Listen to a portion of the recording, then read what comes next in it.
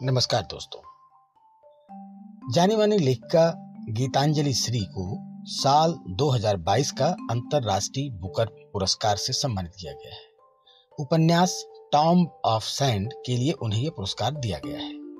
लेखिका गीतांजलि श्री की यह उपन्यास मूल रूप से हिंदी में रेत समाधि के नाम से प्रकाशित एक उपन्यास है, जिसका अंग्रेजी में अनुवाद डेजी रॉकवेल ने टॉम्ब ऑफ सैंड के नाम से किया है, जो अमेरिका में रहने वाली एक प्रसिद्ध लेखिका हैं। गीतांजलि श्री हिंदी की पहली ऐसी लेखिका हैं जिन्हें अंतर्राष्ट्रीय बुकर पुरस्कार मिला है। उनका पहला उपन्यास माई, इसके बाद उन्होंने हमारा शहर उस बरस, तिरोहित, खाली जगह की रचना की। उनके उपन्यास माई को 2001 में क्रॉसवर्ड बुक अवार्ड के लिए चुना गया था। दोस्तों, रेत समाधि हिंदी भाषा का वह पहला फिक्शन है जो इस प्रतिष्ठित साहित्यिक पुरस्कार अंतर्राष्ट्रीय बुकर पुरस्कार को हासिल करने में कामयाब रहा है। बुकर पुरस्कार से जुड़े सदस्यों ने रेत समाधि के अनुवाद टॉम्ब ऑफ सैंड को काफी सराहा और इसे बेहद ही शानदार बताया। इंटरनेशनल बुकर पुरस्कार की इस वक्त काफी चर्चा हो रही है। अंतर्राष्ट्रीय बुकर पुरस्कार जीतने वाले विजेता को 50,000 पाउंड की राशि दी जाती है। भारतीय रुपए में ये राशि 49,03,222 रुपए के करीब होती है। बता दें कि बुकर पुरस्कार की स्थापना सन 1969 में इंग्लैंड में बुकर मैकोनल कंपनी के द्वारा की गई थी और अंतर्राष्ट्रीय बुकर पुरस्कार हर साल मौलिक अंग्रेजी उपन्यास या अंग्रेजी में अनुवादित कार्य के लिए दिया जाता है। ब्रिटेन या फिर आयरलैंड में प्रकाशित किसी एक किताब को प्रत्येक साल पुरस्कार देने की परंपरा है। गीतांजलि श्री का यह उपन्यास भारत के विभाजन की छाया में स्थापित एक कहानी है, जो अपने पति की मृत्यु के बाद एक बुजुर्ग महिला की कहानी को दर्शाता है। इस उपन्यास में सब कुछ है। स्त्री है, स्त्रियों का मन है, पुरुष है, थर्ड जेंडर है, प्रेम है, नाते हैं, समय है, समय को बांधने वाली छड़ी है, अविभाजित भारत है, विभाजन के बाद की तस्वीर है, जीवन के अंतिम चरण है, उस चरण में अनिच्छा से लेकर इच्छा का संचार है, मनोविज्ञान है, सरहद है, कौवे हैं, हास्य है, बहुत लंबे वाक्य भी हैं और बहुत छोटे वाक्य भी, जीवन है, मृत्यु है, विमर्श है, जो बहुत गहरा है, जो बातों का सच है। दोस्तों, मैन बुकर पुरस्कार को साहित्य के क्षेत्र में ऑस्कर पुरस्कार के समान माना जाता है। अब हम आपको भारतीय उपन्यासकारों के बारे में बताते हैं जिन्होंने बुकर पुरस्कार जीता है या जिनके नाम बुकर पुरस्कार की संक्षिप्त सूची में शामिल हुआ। प्रसिद्ध उपन्यासकार B.S. नायपाल, जो मुख्य रूप से भारत के नहीं हैं परंतु मूल रूप से भारतीय ही हैं। B.S. नायपाल को वर्ष 1971 में इन अ फ्री स्टेट के लिए मैन बुकर पुरस्कार से सम्मानित किया गया। 1979 में a band in the river के लिए उन्हें पुनः नामांकित किया गया था। प्रख्यात भारतीय अनीता देसाई को न सिर्फ एक बार बल्कि 3 बार बुकर्स पुरस्कार के लिए नामित किया गया। पहली बार 1980 में विभाजन के बाद उनके उपन्यास क्लियर लाइट ऑफ डे के लिए चुना गया। 1984 में इन कस्टडी के लिए, जिस पर 1993 में एक फिल्म भी बनी थी। तीसरी और अंतिम बार 1999 में उनके 2 सांस्कृतिक उपन्यास फास्टिंग फीस्टिंग के लिए चुना गया था। भारत सरकार ने अनीता देसाई को पद्मश्री और 2014 में पद्म भूषण अलंकरण से सम्मानित किया है।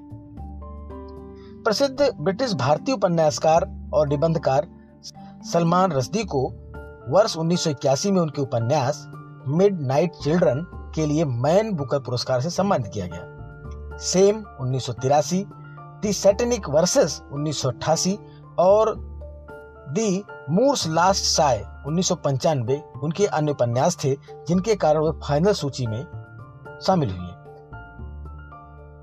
अब हम बात करते हैं रोहिंतो मिस्त्री की।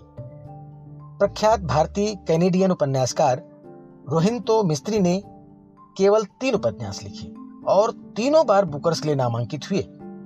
सच ए लॉन्ग जर्नी, जो 1991 में सूची में शामिल हुआ था, वो अधिक चर्चा में रहा जब बाल ठाकरे की शिकायत पर इसे मुंबई विश्वविद्यालय के पाठ्यक्रम से निकाल दिया गया था।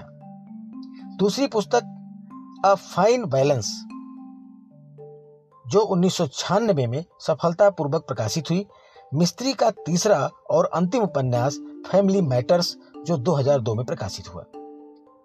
अरुंधति राय, इस राजनीतिक कार्यकर्त्री ने अपने पहले उपन्यास the God of small things के लिए 1997 में बुकर्स पुरस्कार जीता। यह एक गैर प्रवासी भारतीय लेखक की सबसे अधिक बिकने वाली किताब थी। अरुंधति राय को मैन बुकर पुरस्कार के अलावा अन्य कई पुरस्कार भी मिले, जिसमें 2006 में मिला हुआ साहित्य अकादमी पुरस्कार सबसे अधिक महत्वपूर्ण है। अब हम बात करते हैं किरण देसाई की, जिन्होंने अपने दूसरे और अंतिम उपन्यास द इनहेरिटेंस ऑफ लॉस के लिए 2006 में बुकर्स पुरस्कार जीता। उनकी पहली पुस्तक हुल्लावलू इन द ग्वावा आर्चर्ड की आलोचना सलमान रुश्दी जैसे लेखकों द्वारा की गई। दोस्तों, वर्ष 2007 में भोपाल गैस कांड पर एक उपन्यास लिखा गया, एनिमल्स पीपल। लेखक थे इंदिरा सिन्हा। यह उपन्यास भी बुकर्स पुरस्कार की फाइनल सूची में अपना स्थान बनाने में सफल रहा था, किंतु इसे बुकर्स पुरस्कार हासिल नहीं हो सका। वर्ष 2008 लगातार तीसरा वर्ष था जब भारतीय उपन्यासकार बुकर पुरस्कार के लिए नामांकित हुआ था, और वो यह नाम था अरविंद अडिगा का, जो चेन्नई के रहने वाले, और उनका पहला उपन्यास द व्हाइट टाइगर। इस उपन्यास व्हाइट टाइगर ने अडिगा को बुकर पुरस्कार प्राप्त करने वाला दूसरा सबसे छोटा लेखक बनाया। ये चौथे ऐसे लेखक थे जिन्हें अपने पहले उपन्यास के लिए ही बुकर पुरस्कार मिला है। वर्ष 2008 में ही एक बंगाली लेखक अमिताव घोष, उनके छठवें उपन्यास सी ऑफ पोपियस के लिए सूची में नामांकित किया गया था।